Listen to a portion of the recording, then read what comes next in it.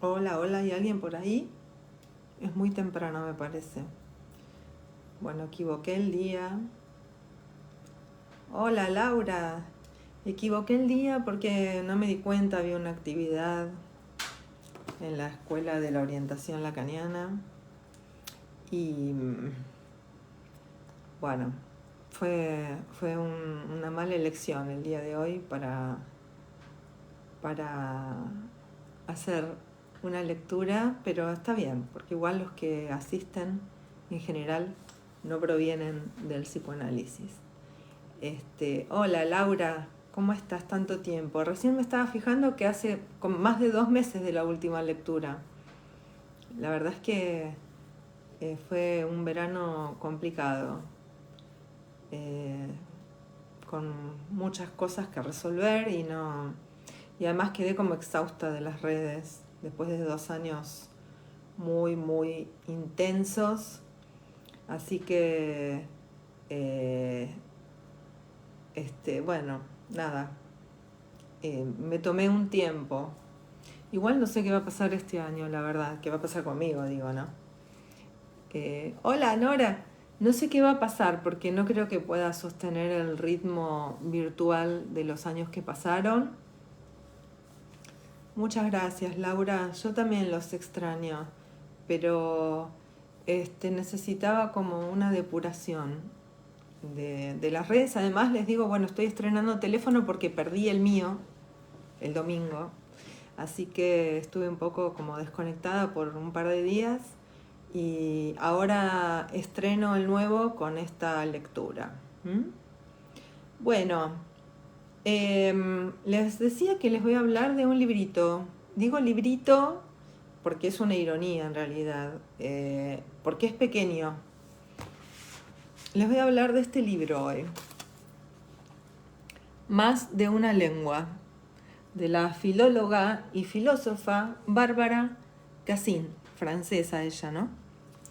Eh, muy conocida, muy reconocida por su libro Elogio de la Traducción, más que nada. Es traductora, además, y bueno, este libro creo que participa de la colección del que ya les comenté de Barico, me da la impresión, ¿no? Es del Fondo de Cultura Económica, es, como les decía, muy pequeño, miren, ¿no? Muy pocas páginas.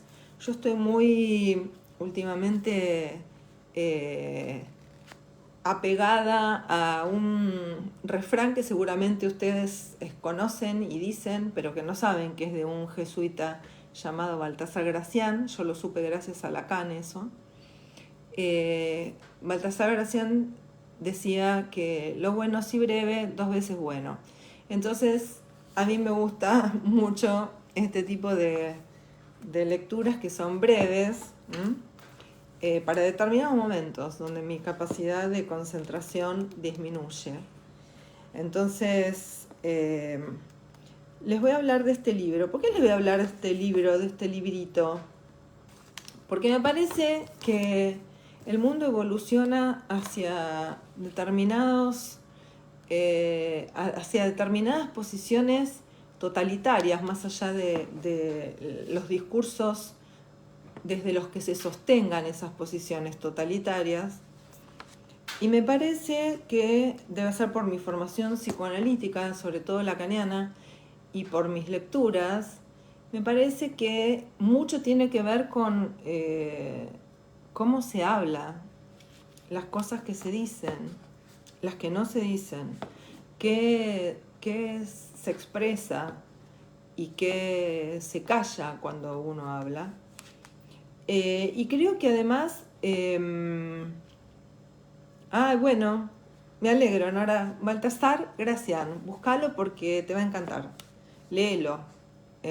Tiene aforismos, es imperdible. Bueno, y les decía que mucho tiene que ver con el discurso, más allá de qué tipo de discurso sostenga cada totalitarismo, ¿no? Con la incapacidad de escuchar la diferencia al diferente. Bueno, y este librito de Bárbara Cassin apunta hacia eso. O sea, ella es filósofa, es filóloga, pero el libro es hermoso, es un deleite leerlo, es una conferencia en realidad, creo que es la transcripción de una conferencia, les debo dónde la dio, no sé si está aclarado, bueno. Pero, por ejemplo, ella se ocupa, ¿no?, de temas como ¿por qué aprender y hablar otra lengua además de la propia? ¿Qué es una lengua materna? Bárbaro y bla, bla, bla. Varias lenguas, varios mundos. Bueno, y me pareció súper interesante porque se puede pensar un montón de vías posibles para sortear esta suerte de empuje al totalitarismo. Y porque además me parece que se acerca mucho a lo que se propone, al menos desde Lacan, el psicoanálisis. ¿Qué hace el psicoanálisis, no?, por los analizantes? Y creo que sin referirse al psicoanálisis, este librito da una pauta, una idea muy clara de a qué se aboca el psicoanálisis. Entonces, bueno, va a decir que la lengua materna, dicho rápido, es la lengua de mamá, es la lengua que se habla en la casa donde cada uno nace, es la lengua con la que nos hablan, es la lengua que nos habla, ¿no? Entonces, ella dice que es la lengua en la que nos bañamos al nacer. Muy linda expresión. Entonces, ella va a estar desde el comienzo muy claramente a favor de hablar al menos 2 lenguas.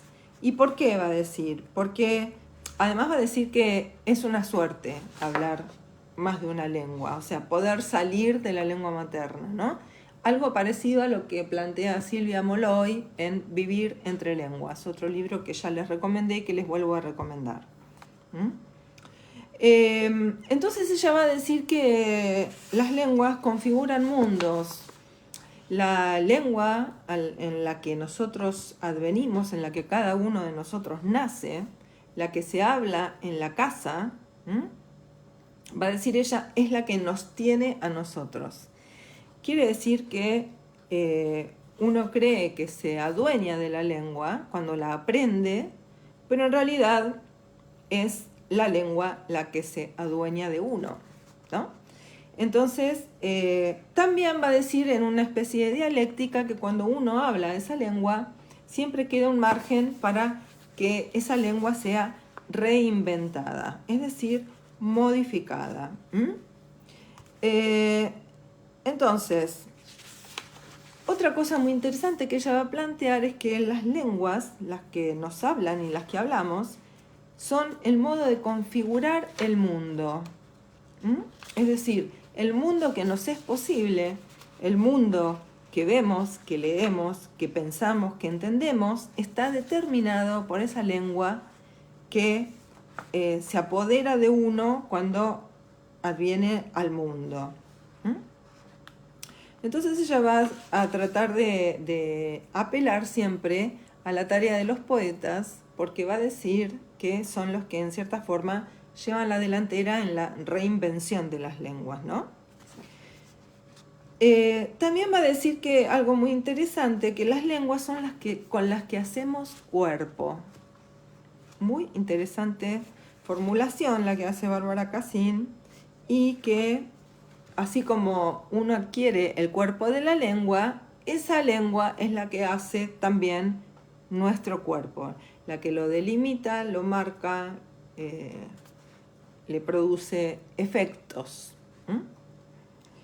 Entonces, bueno, da ejemplos que son muy hermosos, que me gustaría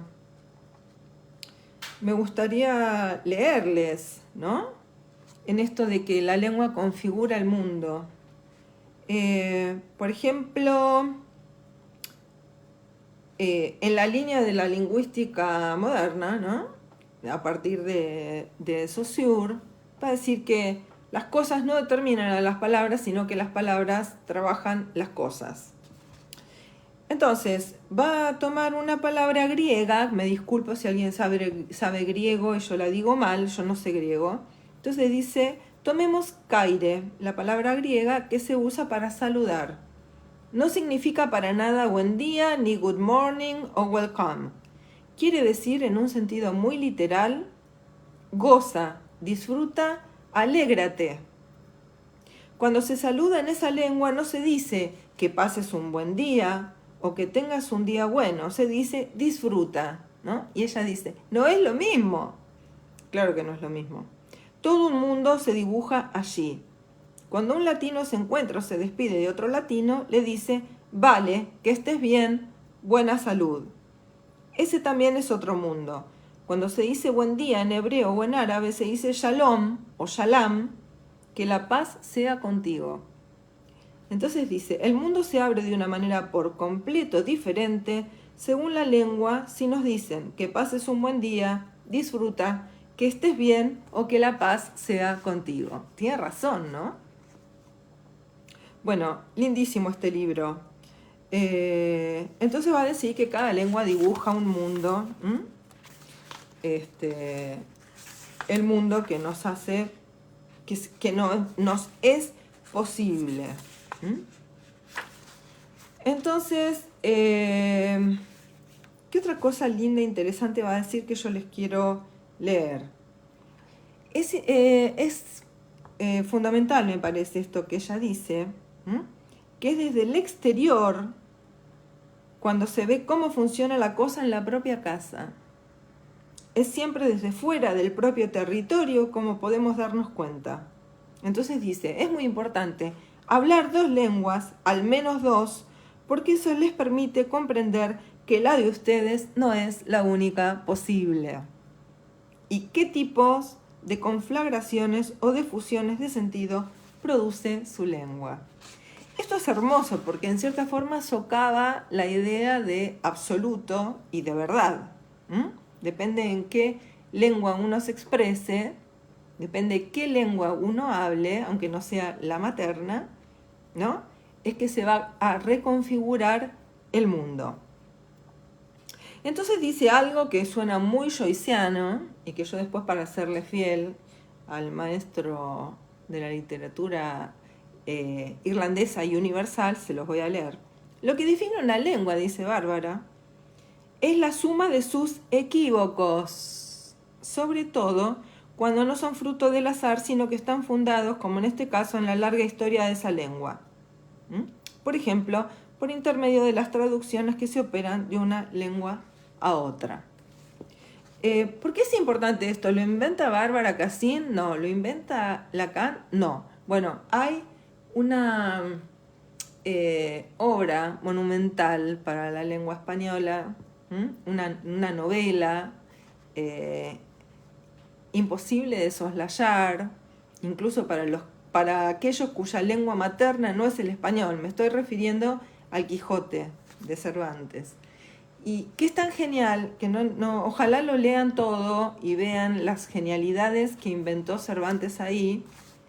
Una de las primeras es empezar un relato y continuarlo a partir del hallazgo de un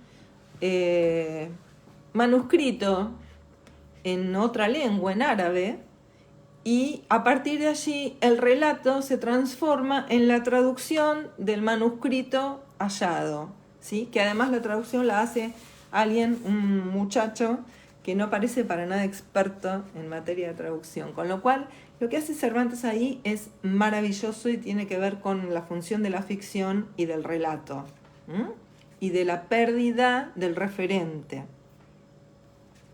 Esto de que lo que define una lengua es la suma de sus equívocos, Joyce va a decir en uno de sus primeros textos, que todavía es un joven, que no ha llegado a los 20 años aún, Joyce va a decir respecto de las lenguas y de la historia. En la historia de las palabras hay mucho que indica la historia de los hombres. Y al comparar el habla de hoy con la de hace años, tenemos una útil ilustración del efecto de las influencias externas en las palabras mismas de una raza. Es decir, bueno, él todavía sentía esto de la raza, la conciencia increada de su raza, y del gaélico, la lengua irlandesa ya muerta cuando nació Joyce.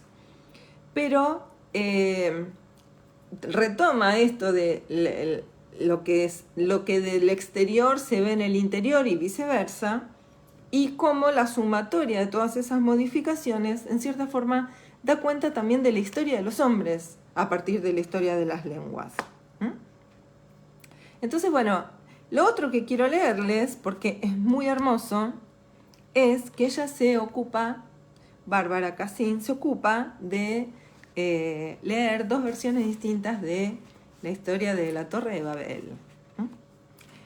Una historia a la que yo le tengo especial cariño, porque enseña mucho para el psicoanálisis, la historia de la Torre de Babel. Entonces ella va a decir algo precioso, que es para pasar de una lengua a la otra, tenemos que pasar de un mundo a otro. Hay que atravesar un foso. Eso es divino, ¿no? Hay que atravesar un foso. Entonces, bueno, habla también de la lengua global, ella lo llama el Globish, o sea, el Global English, que es el que está cundiendo, y ni que hablar de cómo eso se transforma por las redes sociales, ¿no? Pero ella lo limita a una lengua instrumental, a una lengua que no transmite emociones, ni sensaciones, ni poesía, ni belleza. Entonces, claramente hay que defenderse de esta lengua que se va imponiendo, esta falsa lengua en definitiva que se va imponiendo en el mundo. Porque para ella las lenguas, podríamos decir, las que merecen llamarse tal, son aquellas que transmiten cultura, que transmiten poesía, que transmiten belleza, que transmiten obras, va a decir ella, ¿no? En relación a lo que se escribe en esa lengua. Entonces, va a decir, he aquí dos traducciones de un mismo texto, la escena de Babel. La pluralidad de las lenguas aparece aquí como un castigo divino y no como una riqueza humana, por lo cual no estoy para nada segura de estar de acuerdo. Este pasaje de la Biblia relata cómo los hombres quisieron levantar una torre tan alta que desafiaba a Dios. Dios los castigó, impidiéndoles que se reunieran por completo, es decir, dándoles la diversidad de las lenguas. Los hombres se pusieron a hablar diferentes lenguas, mientras que hasta ese momento solo hablaban una. Entonces, se dispersaron porque la diferencia de lenguas logró impedirles que se unieran.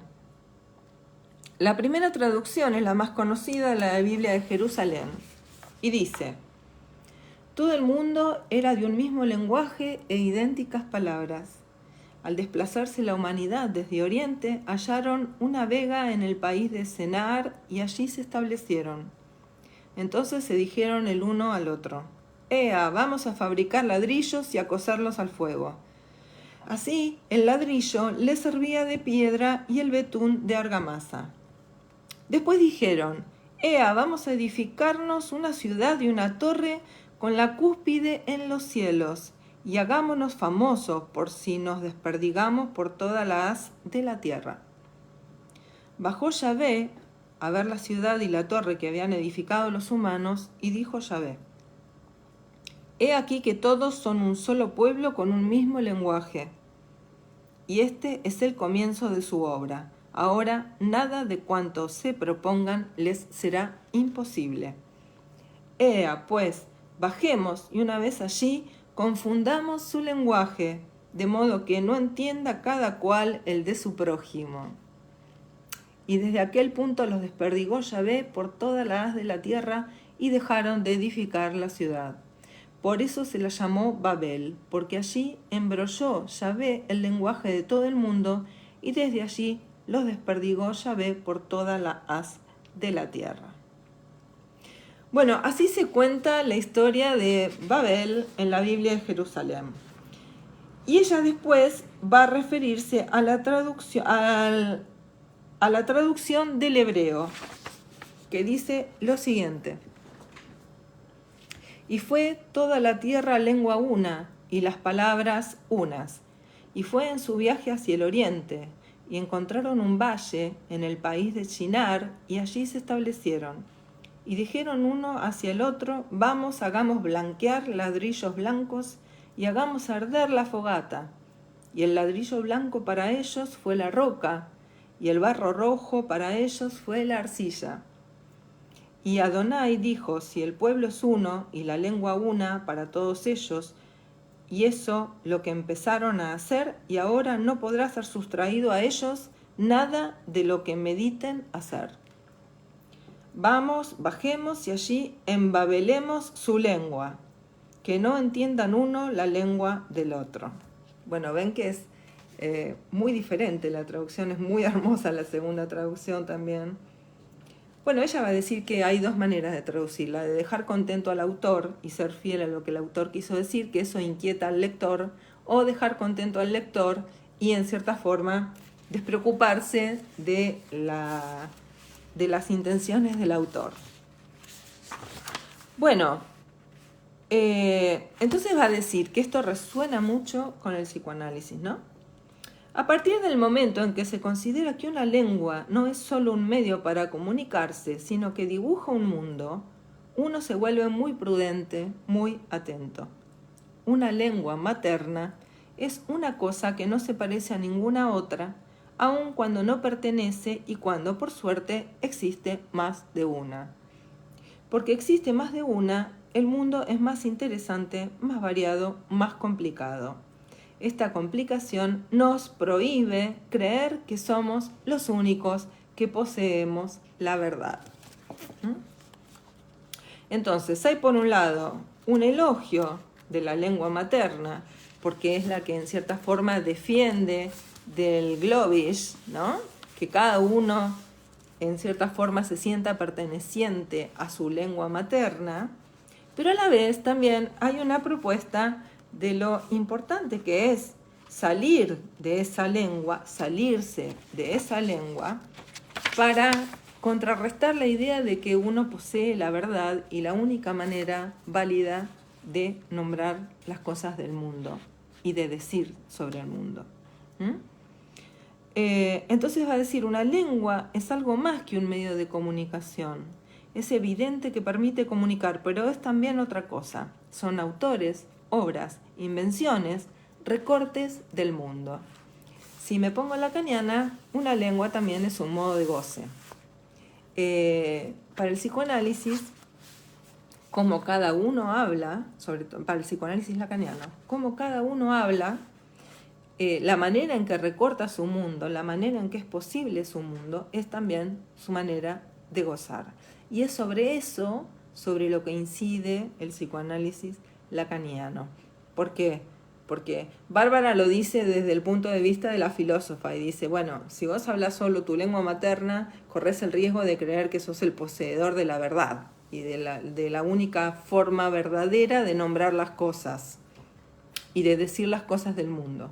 Para el psicoanálisis es que ese modo de decir, ese modo de gozar, al neurótico le trae sufrimiento. Entonces lo que el psicoanálisis lacaniano propone es una salida de esa lengua materna que el inconsciente cifra permanentemente, para que el ser hablante se pueda dar nuevos modos de decir, para que pueda acceder a algo nuevo en el decir.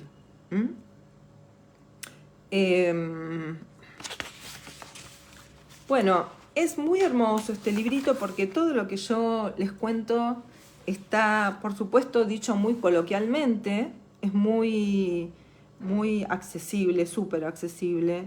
El libro tiene una segunda parte de preguntas de los que asistieron, ¿no? Entonces, para llevar más agua para mi molino, en este caso del psicoanálisis, ella va a decir que una lengua es mortal. O sea que cuando la lengua se deja de hablar, la lengua muere, ¿no? Entonces, nosotros podemos pensar también como psicoanalistas. De paso les cuento que volví al psicoanálisis con mucha alegría después de mucho tiempo. Vuelvo a practicar el psicoanálisis. El psicoanálisis lacaniano se propone eso. Se propone hacer que esa lengua que cada uno de los neuróticos padecientes habla, de alguna manera quede caduca y el ser hablante se dé una nueva manera de hablar, para que se le vuelva el mundo más vivible y para que padezca y sufra menos. Entonces, inesperadamente me encuentro con otra filósofa que a mí me gusta mucho, que es Hannah Arendt, que les recomiendo mucho que la lean.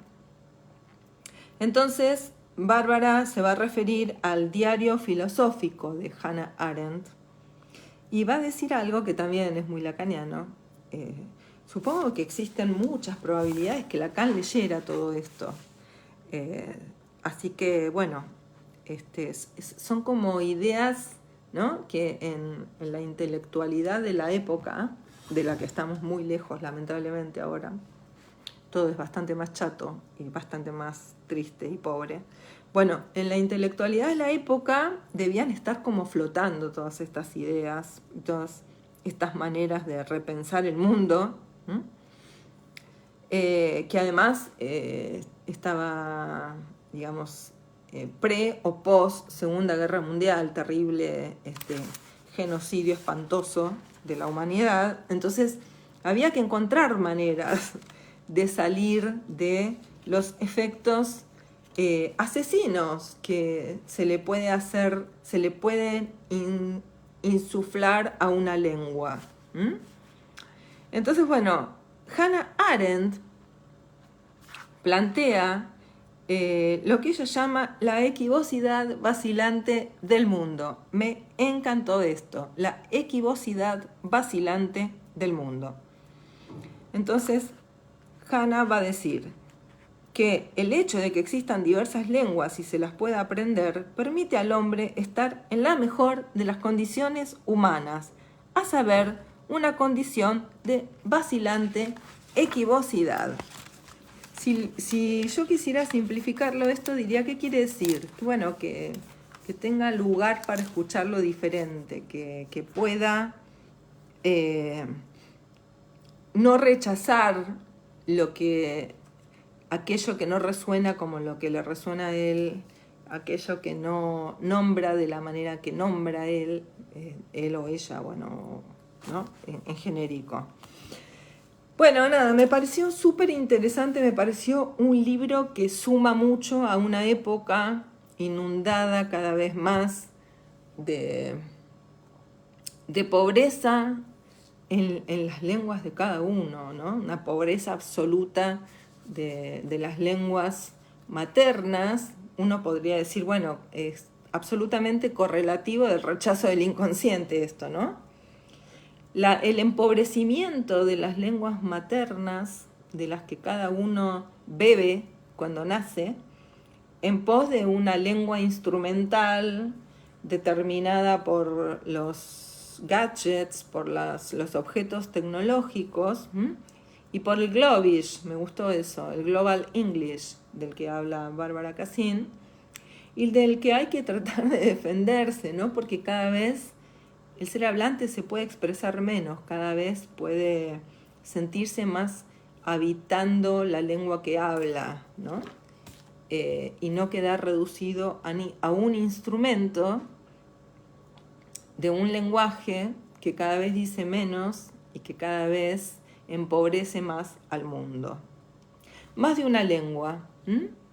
Parece algo muy sencillo, como una especie de recomendación fácil de vayan a aprender idiomas, pero es mucho más que eso, ¿no? Es la aventura que puede significar abrirse a otras lenguas, a otros modos de decir, y esto en la literatura, por supuesto, hubo varios que lo verificaron.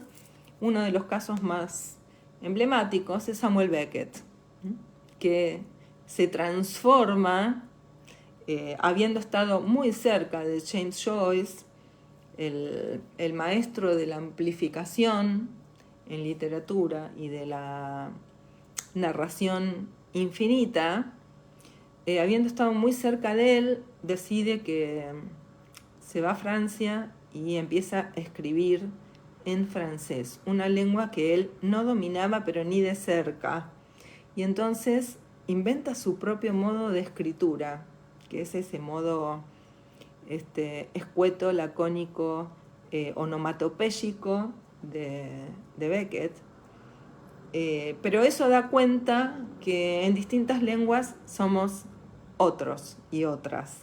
Entonces eso es una aventura maravillosa. Yo no hablo muchas lenguas, desgraciadamente. Hablo inglés nada más. Entiendo algo de francés y entiendo algo de portugués. Pero me gustaría saber muchas lenguas y comunicarme con mucha gente en distintas lenguas. Porque es un viaje, qué sé yo, es una experiencia de goce en definitiva, ¿no? En términos del psicoanálisis y en términos de Bárbara Cassin, es un modo de liberarse, porque hay que entender esto, ¿no? Sacarse de encima la idea de que uno posee la verdad absoluta es liberarse, gente, es liberarse, todo lo contrario de lo que uno puede llegar a pensar, ¿no? Entonces es un alivio saber que uno no posee la verdad absoluta, es un gran alivio y se vive mejor, qué sé yo, por lo menos es en lo que yo trato de ejercitarme cada día. A veces lo consigo más, a veces lo consigo menos, pero está muy bueno. Bárbara Cassin, filóloga y filósofa francesa, lo propone desde su perspectiva y nos dice que es muy bueno hablar al menos 2 lenguas, porque permite introducir lo que diría Hannah Arendt, la equivocidad vacilante del mundo. Y eso es un alivio. Bueno, nada, me encantó el librito, se los recomiendo mucho. Porque me parece que puede ayudar a transitar una época muy difícil de una buena manera. Bueno, pasaron 2 meses, volví, no sé, siempre digo lo mismo, pero es verdad, no es un cuento. No sé cuándo volveré a leer. Depende un poco de con qué me voy encontrando. No estoy leyendo mucho, les confieso, no estoy leyendo mucho. Mi cabeza todavía necesita reposo, necesita aquietarse, mi mente necesita aquietarse. Así que no sé cuándo volveré. De hecho, en el verano terminé Dublinesca, que me encantó y lo recomendé en mi blog y en mis redes. Y todavía no avanzo con el del paciente X, que está ahí a la espera. Y avancé un poquito en las conversaciones con James Joyce, que como siempre es una compañía para mí insoslayable. Ha estado de diferentes maneras en momentos muy cruciales de mi vida, James Joyce, y eso pienso que va a seguir siendo así. Ojalá. Bueno, les mando un beso muy grande a todos. Ahora voy a intentar subir el videito a mi canal de YouTube. Los invito a que se suscriban, cada vez son más. Les agradezco mucho a los que se suscriben. En general no los conozco, así que me encanta, es un efecto maravilloso, que gente que no conozco se suscriba a mi canal, me parece genial. Bueno, y nos estaremos viendo. Espero que estén bien, que les haya gustado lo que les conté hoy. A mí me encantó el librito, la verdad. Me encantó. Deja como un calorcito en el corazón, ¿no? Que bueno, que el mundo pinta mal, pero que por ahí no está todo perdido, ¿no? Y el tema de las lenguas es una manera de acercarse a los otros, saber otras lenguas. Recuerdo, perdón que venga con esto, ¿no? Pero una vez yo tomé un término ya muy popular, que es spoilear, ¿no? Que es cuando uno comenta una serie o una película, contar el final, o sea, arruinarla.